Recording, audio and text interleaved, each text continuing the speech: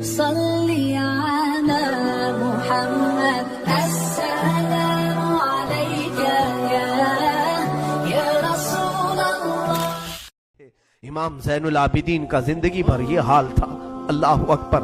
زین العابدین وہ تنہا شہزادے ہیں میرے مولا حسین کے جو پھر 95 ہجری تک باحیات رہے۔ امام حسین کی شہادت ہونے کے بعد 61 ہجری میں جو شہادت ہوئی اس کے بعد سے سن 95 ہجری تک آپ باحیات رہے، لیکن روتے روتے آنکھوں کا پانی سوکھ گیا تھا۔ لوگ کہتے ہیں امام زین العابدین کو ہم لوگ دیکھتے تھے، کبھی وہ روتے تھے تو دونوں آنکھوں سے خون نکل آتا تھا۔ لوگ پوچھتے کہ مولا زین العابدین سجاد آپ اتنا کیوں روتے ہیں؟ کہتے ہیں کیا تم میری ہنسی کی تمنا رکھتے ہو جس کے سامنے اس کے بھائیوں کو، اس کے گھر والوں کو، اس کے باپ کو کاٹا گیا ہے، اس کے گھر والوں کو کاٹا گیا ہے۔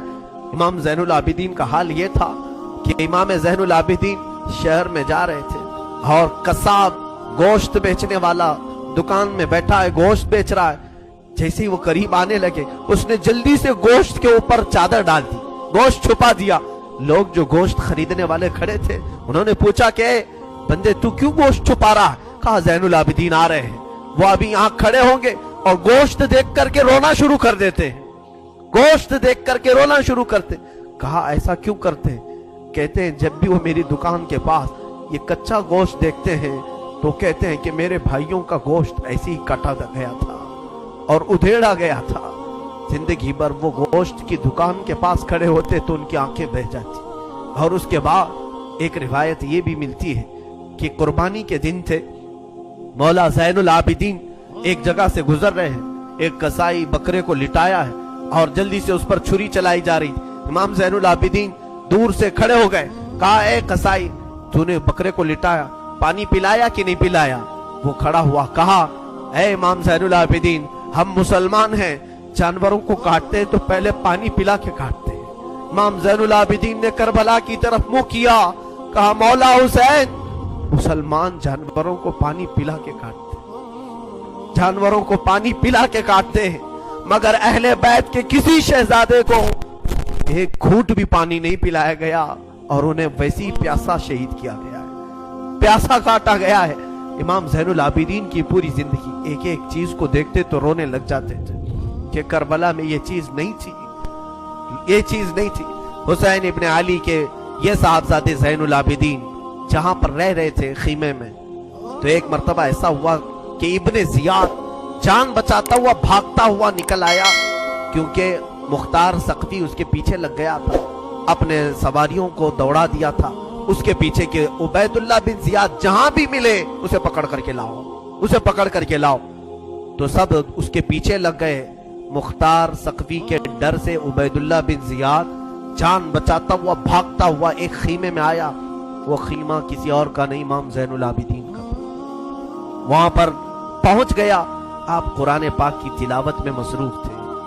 مختار سقفی کے ڈر سے آنے والا یہ عبید اللہ بن زیاد ہانپ رہا تھا، کانپ رہا تھا۔ امام زین العابدین نے سر اٹھا کر کے دیکھا، کیا بات ہے؟ کہا پیاس کی شدت ہے، اگر تمہارے پاس پانی ہو تو پلاؤ۔ امام زین العابدین نے فوراً کھٹوری بھری اور پانی دی، اس نے پانی پیا اور پھر کہا اور پانی ملے گا۔ انہوں نے اور ایک کھٹوری بھری اور پھر پانی پلایا، اس نے پیا، 3 کھٹوریاں پانی پیا۔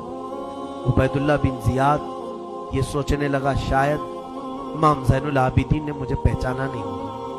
اس نے کہا آپ مجھے نہیں پہچانے ہوں گے شاید۔ آپ نے چہرہ اٹھایا تو آنکھوں میں خون تھا، آنکھوں میں خون تھا۔ کہا اے ظالم تجھے نہیں پہچانوں گا؟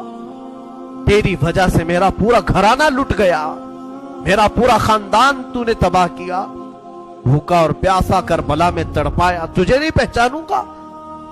تو عبید اللہ بن زیاد بدبخت نہیں ہے؟ تو اس نے کہا جب آپ نے پہچانا تو پانی پلا رہے ہو۔ امام زین العابدین نے کہا جو تو نے ہمارے ساتھ سلوک کیا وہ تیری فطرت تھی، اور ہم نے جو سلوک کیا ہے یہ اہل بیت کی فطرت ہے، یہ اہل بیت کی شان ہے، ظالموں کے ساتھ بھی پانی پلانے کا سلوک۔ اسی لیے میرے عزیزو آج اگر ہمیں کچھ آس ہے، امید ہے تو رسول کے انہی شہزادوں سے کہ ہماری برائیاں 1000 ہوں گی لیکن مجھے امید ہے کہ ان حسین ابن علی کے شہزادوں سے اگر قیامت کے دن ایک بار ہم کہہ دیں گے پانی، تو امید ہے کہ یہ اپنے نانا کے حوض کوثر سے ہمیں پانی ضرور پلائیں گے۔